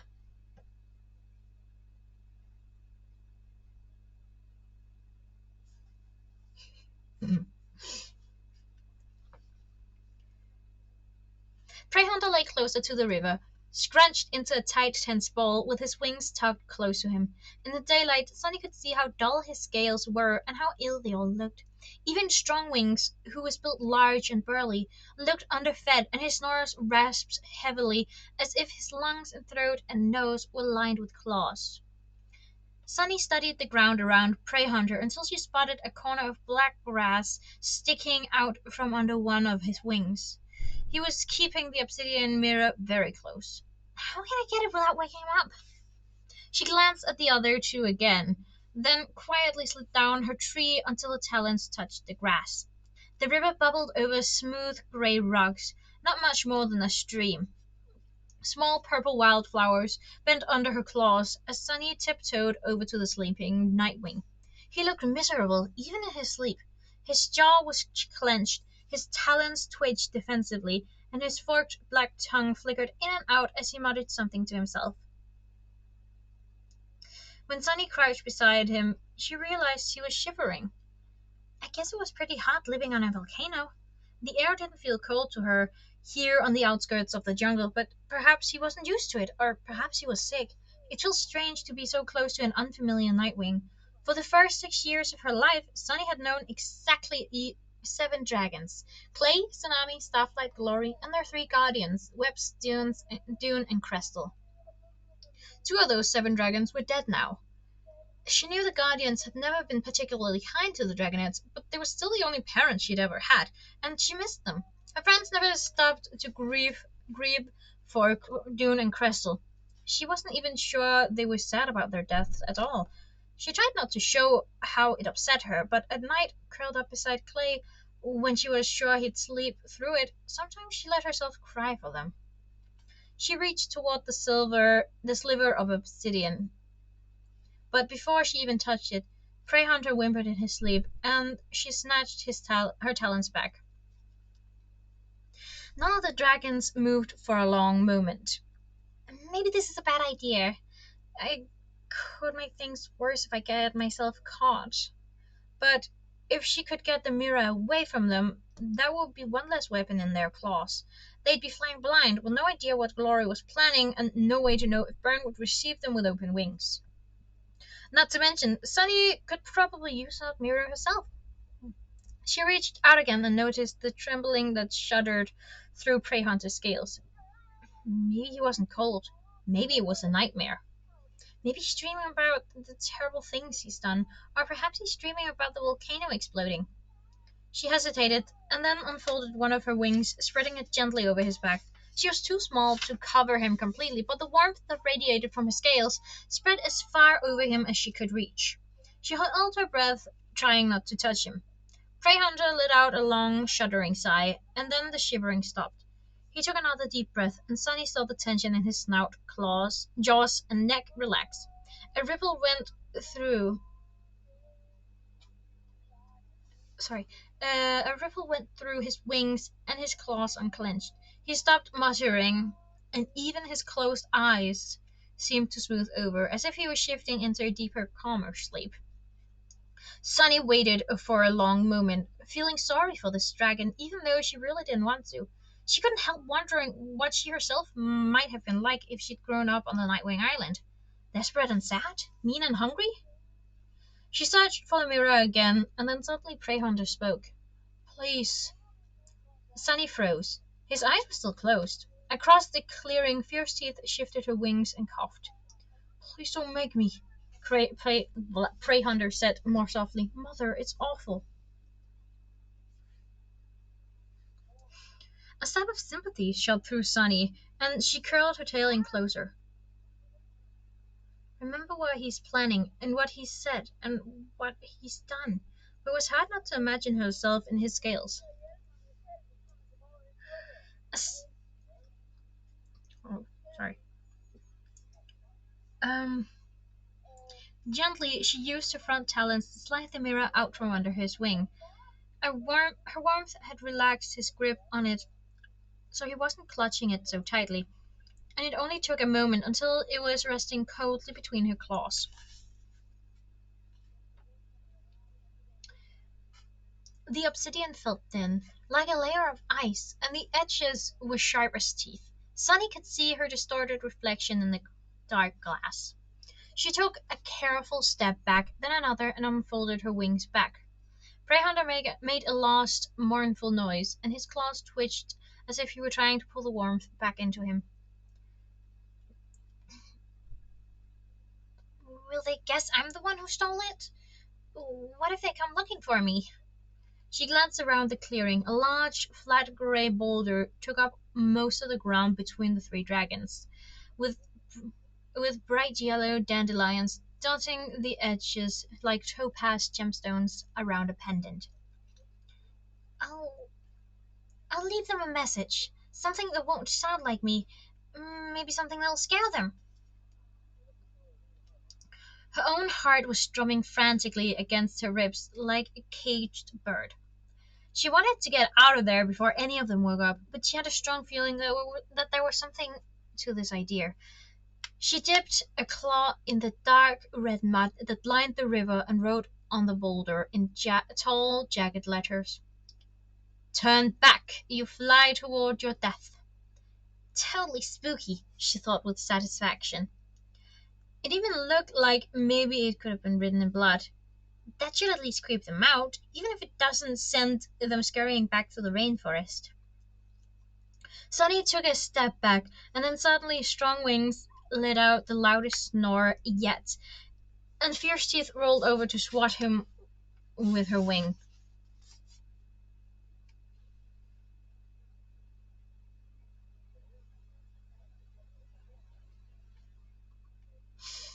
Shut your nosy snout, or help me, I'll rip it off with my claws, she hollered. Sunny bolted into the sky and didn't stop flying until she reached the dense green canopy of the jungle again. When she finally glanced back, there was no movement from the night wings' copse of trees. Strongwings had even started snoring again. I guess she was yelling at him in his sleep, or she went right back to sleep and didn't notice me there. Sunny carefully tucked the mirror under one wing and used her talons to clamber up and along the trees until she found a spot where the leaves overlapped so thickly it was like a small green cave around them. She studied the mirror. What had Greyhunter done to activate it? Starflight, she said softly to the cold obsidian, and then she breathed a small plume of smoke across the surface. As it had before, the smoke twined and twisted around the mirror, then vanished. Sunny could feel the mirror thrumming faintly between her claws. It was sort of horrible, a sick, slithering sensation through her blood, as if it were pulling something out of Sunny's heart. A faint black tendril of smoke curled up from the center of the mirror, barely visible in the green-tinted sunshine.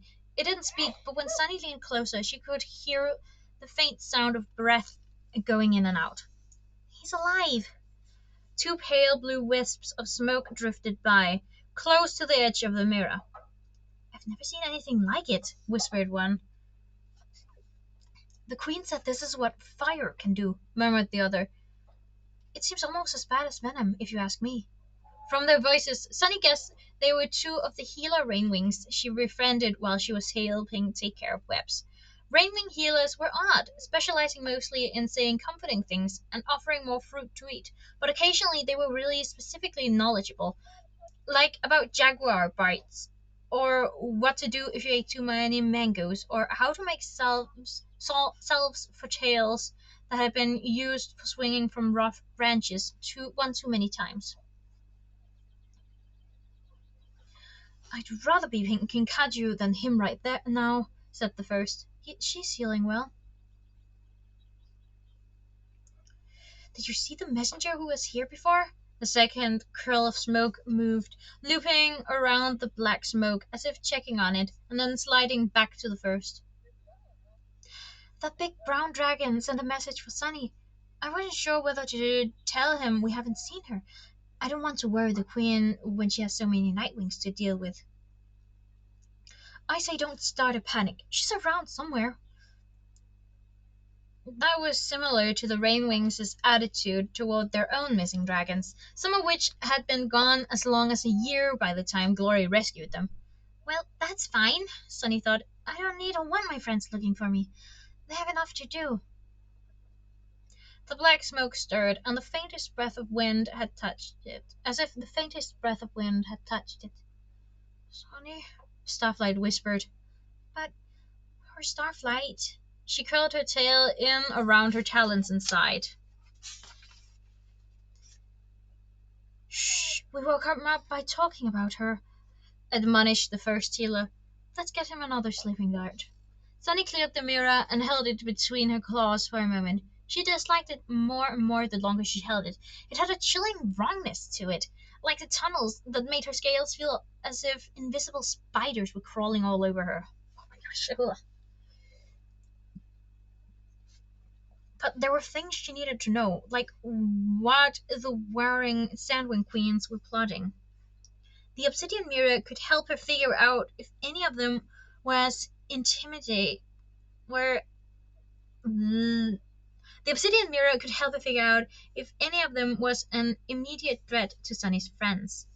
I should at least try one of them, the most dangerous one. She hesitated and then whispered, Blister, to the dark glass. The pale yellow twist of smoke that rose from the center this time had the same chilling stillness that Blister had. It barely even moved in the breeze. Be careful, it hissed suddenly, and Sunny flinched away from the mirror. It was unsettling to hear Blister's voice, as if she were on the next branch over. Close it up. Is he ready to go? All right, give him his gold, and tell him I'll be there in a moment with final instructions. The smoke dipped for a moment, then turned as another small twisted touched down. Anything? No sign of any sea wings, Your Majesty, said the new arrival. We waited half the day. Blister hissed low and long. I'll win this war without them then, she growled. Burn will be dead within a fortnight. And then I'll kill Blaze with my own talons. And the sea wings will get nothing when they come slithering out of the ocean begging for forgiveness. They'll find my claws and the entire force of the Sandwing army waiting instead. Coral has no idea what vengeance can really look like. Don't touch that, she snapped abruptly. Sorry, Your Majesty, what? It's my plan to end this war once and for all, Blister said in a dark voice, without the Sea Wings or the Night Wings. So stay away from it. Any word from our spies in the Ice Kingdom? No sign of the Dragonette yet, perhaps. I know, Blister snapped. They could be somewhere else. There was the sound of paper crackling. I've been considering the possibilities. Hiding in the rainforest, perhaps. Sunny felt a chill down her spine. Or perhaps they're dead, said the soldier, especially if they tried going to the rainforest, from what I've heard about that place. Blister mused. That they never do anything so convenient for me, even with a Nightwing assassin after them, supposedly. If anything, Marcia says can be trusted.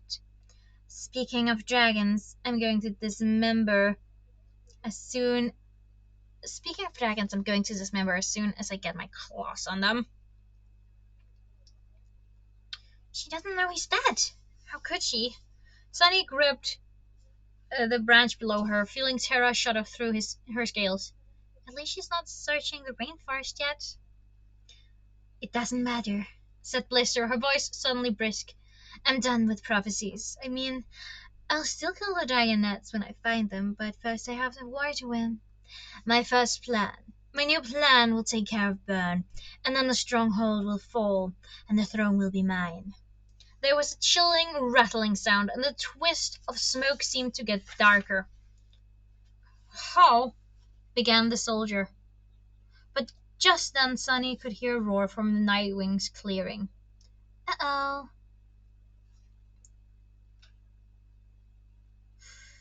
She wanted to know what Blister's plan was. but she needed to know how the three dragonettes were reacting and if she was in danger right now. She cleared the mirror quickly, whispered fierce teeth to it, then breathed smoke across it again. Immediately, 3 curls of black smoke popped up on the glass, rushing around one another like small tornadoes. How could you lose it? Fierce Teeth's voice snarled. I didn't lose it, Prey Hunter snapped. Someone stole it. From right under your snout, Fierce Teeth growled. How exactly? I don't know, Prey Hunter yelled.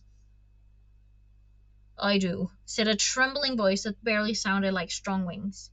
It was Darkstalker.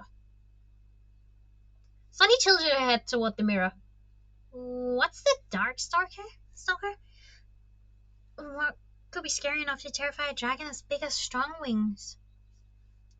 The other 2 Nightwings didn't respond for a long moment. Finally, Fierce Teeth hissed, That's just a ghost story for little dragonettes. There's no Darkstalker, or if there ever was, we killed him centuries ago. No, he's real, Strongwings said, edging toward Hysteria. Everyone knows he's still out there somewhere, and now he's found us. Look at this message. We're going to die. It could have been someone who wants us to think he's the Darkstalker, Prey Hunter said dubiously. It's the dog. But who else would know we had the mirror? Who else would know that we're flying to our deaths? Snap out of it, Strongwings, Fierce Teeth barked. Someone is trying to scare us, that's all. You know the story. The Darkstalker, if he did exist, died a long time ago. No, he couldn't die, Strongwings whispered. They buried him, but they always knew he'd come back one day. Sunny had never heard of this mythical dragon. It must be a Nightwing legend. Lucky for me. She hadn't expected to tap into an old superstition. Maybe it was that Sandwing, Fierce Teeth said, then immediately let out a dismissive snort. No, that stunted salamander wouldn't have the teeth for something like this. She must have gone back and told someone we had the mirror. I bet it was Deathbringer. Seems like something he would do from what I've heard of him. Sunny was obscurely flattered and offended at the same time. She flicked her tongue at the dark glass. But Deathbringer would just kill us, argued Prey Hunter. Strongwings is right about one thing. This is what the Darkstalker does, according to the stories. He plays with his prey for days, making sure they're nearly paralyzed with terror before he strikes. Yes, exactly, Strongwings said. He'll come back the next time we sleep and kill just one of us, or... So let's not be paralyzed with terror, Fierce Teeth snarled. Let's go! The Kingdom of Sand is on the other side of those mountains. We can be there in a few days if we stop moaning and clutching our tails. Come on! Her smoke tendril was nearly interwoven with Strongwings, as if she were trying to heave him into the sky with brute force. But the message! We can't go back, Fierce Teeth said. Glory will kill us more definitely than any old Nightwing animus ghost. And if she doesn't, we'll be the Rainwings' prisoners. I'll take my chances in the desert, even without that mirror. The argument didn't go on much longer. Soon the sound of wing beats thumped across the smooth obsidian. Sunny tilted the smoke together and breathed fire across it again, until there was nothing but silence and darkness on the face of the mirror. The slithering inside her faded, but she felt more tired and sick than she had in a while. I hope I don't have to use this thing too often, so I'd better try to keep an eye on them. She ducked through the leaves and flew straight up until she slipped through the whispering green canopy, straight into blinding sunlight. On the western horizon, already no bigger than claws, she could see the 3 black shapes winging away toward the mountains. She followed, feeling better and stronger with each moment of sun on her scales. The Kingdom of Sand. The desert, just on the other side of those mountains. I'm going home. End of chapter 4. Only one chapter to go.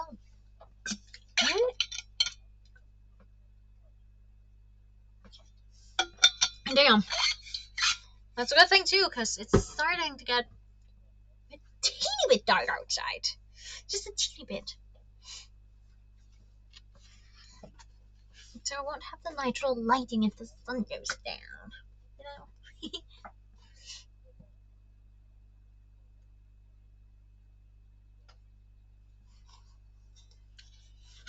Chapter 5. Sunny followed the Nightwings for 3 days as they navigated the foothills and then the snowier heights of the mountain crags. They slept in the shadow of the Jade Mountain, listening to the wind howling around the Twin Peaks.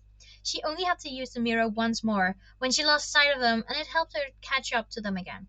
She would have loved to sneak back into their camp and leave more scary messages, but she knew they'd take turns staying awake to keep watch after losing the mirror. And she resisted the temptation to use the mirror on her friends or on Blister again, although she kept worrying about Blister's new plan. Still, she wanted to avoid that sick, slithery feeling as much as possible.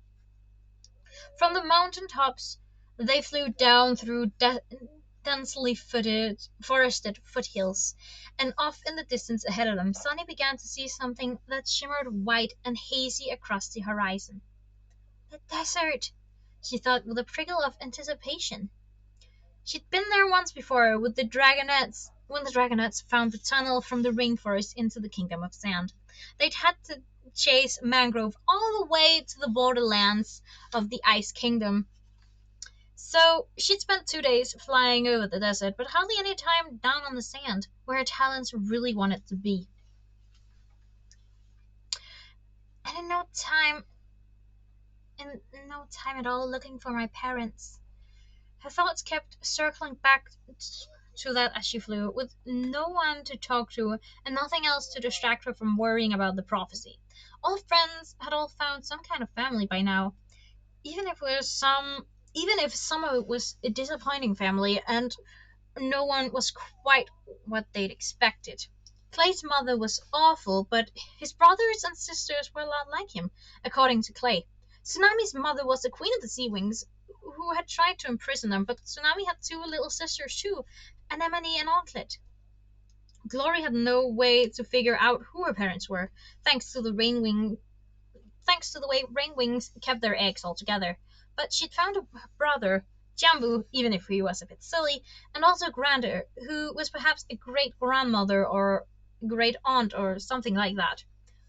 Poor Starflight had really had the worst of all between Mastermind for a dad and Fierce Teeth as his sister. But at least they'd found someone. They all had dragons who wanted them in some way. Why did my parents leave me? She had almost nothing to go on as she waited to look for her family. As she wanted to look for. She had almost nothing to go on if she ever wanted to look for her family. All Crystal had said was, Dune found Sunny's egg in the desert, hidden near the Scorpion Den. The Scorpion Den? I don't even know where that is. She'd seen it marked on the map, but she didn't remember reading about it in any scrolls. Oh! Her wings missed a beat as she finally remembered where she'd heard about Jade Mountain. It was something Crystal had said last time we saw her. When you realize you need me, you can send me a message through the Dragon of Jade Mountain. She twisted to look back at the fanged mountain. So a dragon lived there. One who dealt with at least some of the talents of peace. That could be useful to keep in mind. Although, who would live somewhere so sinister? She wondered which tribe it was from, and why he or she lived alone. When she turned back around, she saw the distant shapes of the night wings diving toward the forest below them. Resting again? When we're so close? We can't be more than an hour's flight from the desert now. They had only flown for half the night before stopping to sleep, and then risen with the sunrise to fly again a few hours ago. Now the sun had cleared the eastern horizon. but the day was barely begun, and they already needed a break. They seriously have no stamina. She rolled her eyes and folded her wings to drop down into the forest as well.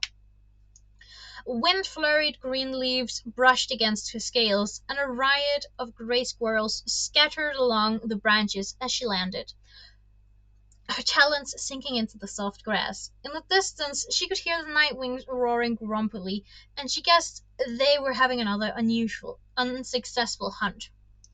For a trio of menacing killers, they were actually surprisingly bad at catching anything to eat. Sunny wasn't the world's best hunter herself, but she didn't need much. She had always eaten less than her friends. A lizard a day would be enough for her. Crystal used to grumble that was probably why Sunny was so stunted and scrawny. But then Dune would shake his head and insist that was normal for sandwing that it was normal for sandwings to be light eaters. Crystal and Dune are dead guardians. If only she had more time to ask Dune about where her egg came from.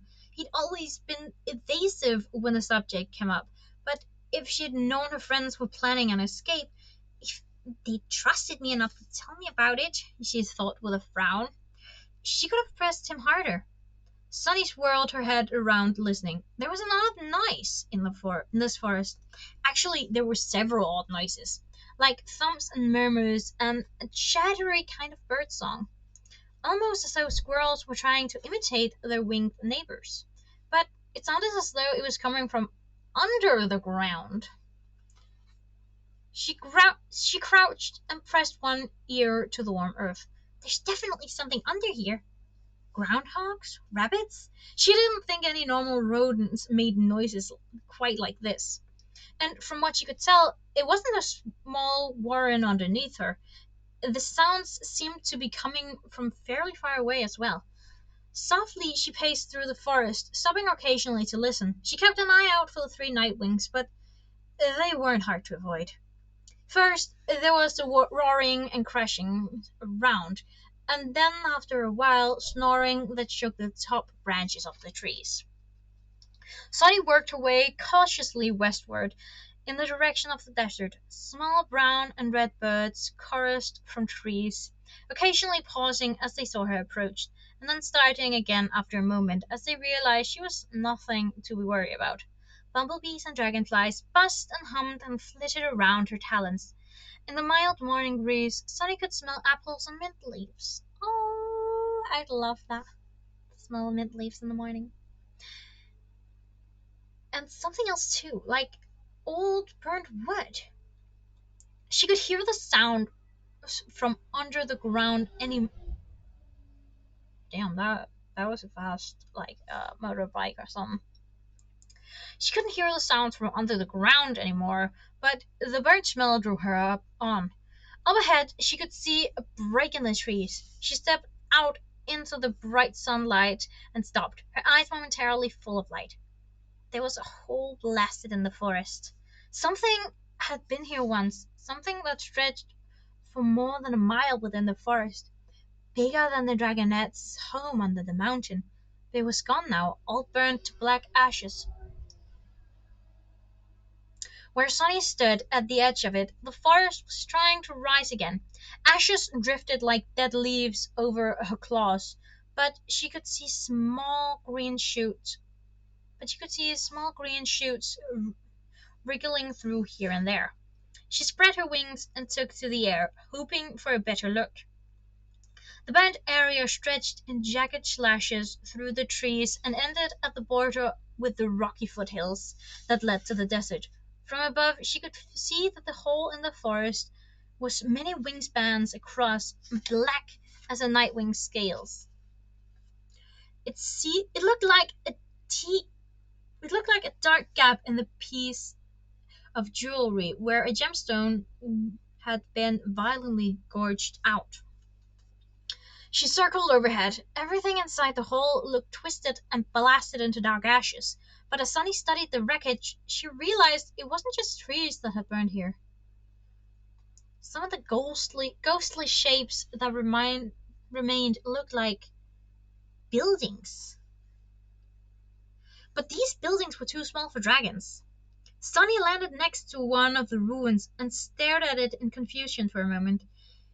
Even she was too big to fit through the stone doorways and leaned silently out of the ashes. But why would any dragon build houses so small?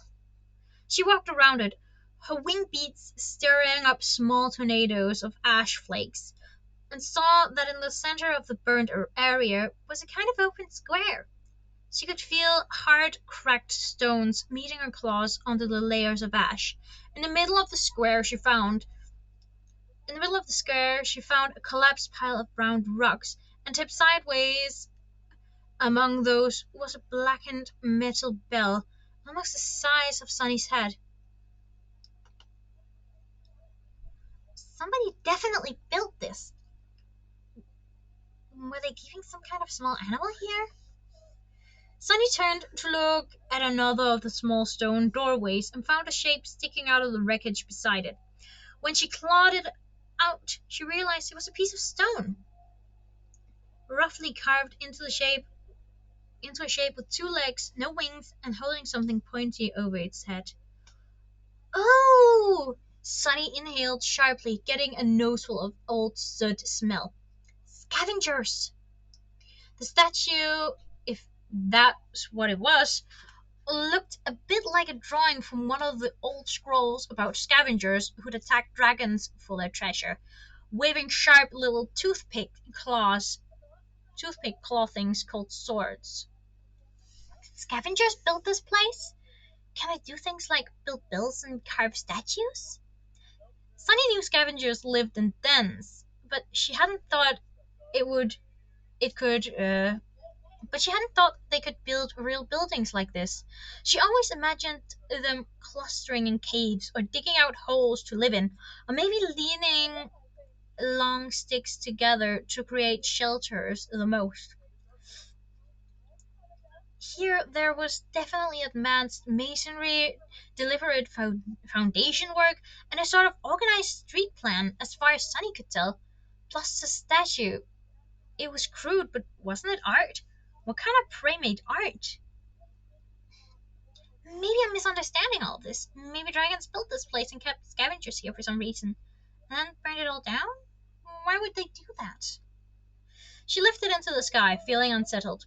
The dragonets had studied scavengers in their scrolls, but Webs and Crystal had never brought any back to their mountain caves for eating or practice hunting. Sunny had seen a few small scavengers in Queen Scarlet's place, scurrying around under the dragon's feet at a banquet for the visiting sandwings. But she'd been up in a giant bird cage on display as a gift for Bun, so she hadn't gotten a very close look. Scavengers were the ones who'd started the Dragon War by killing Queen Oasis and stealing all her treasure, leaving Burn, Blaze, and Blister to fight over the throne and the empty treasury. Sunny didn't know much else about scavengers.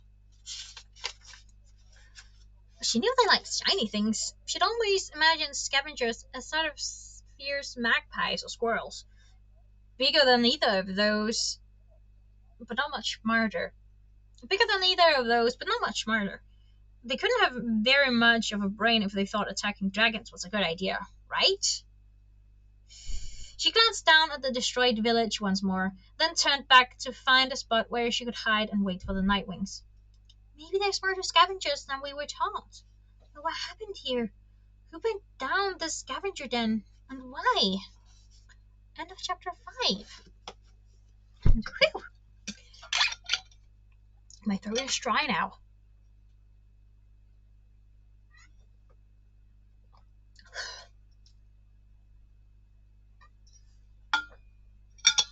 Anyway, I'll be continuing tomorrow. And then Wednesday I will be doing more quizzes and stuff so you can get to know me. I still need to figure out what to do Saturday and Sunday. Because I'm done with Undertale. But are you kidding me? Hello, kitty cat. And he comes back just as we finished. Okay, we just finished the chapter. Here you go.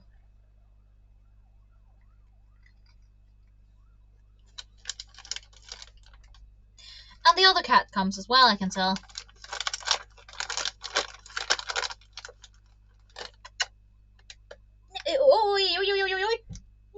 That's ow for him. Are you kidding me?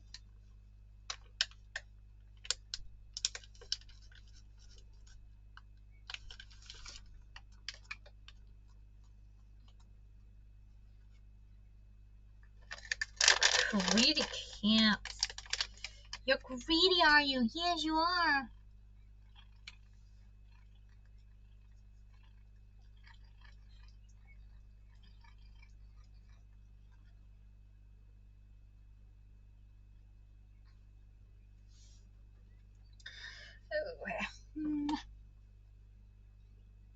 Yawn. He just yawned widely.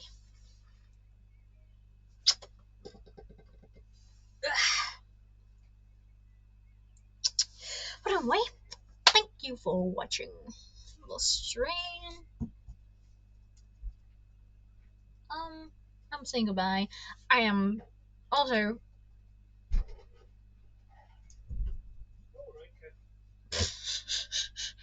my older brother just came to feed the cats. Like actually feed them proper food. No. Anyway, I'm thinking about painting my nails again. It's been over a year since I last did that. So if you got any suggestions, I will take them. Like with colors.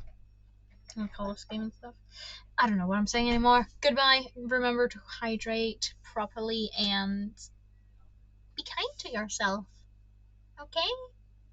I see you. I see you being like me, not being nice to yourself. Be nice to yourself.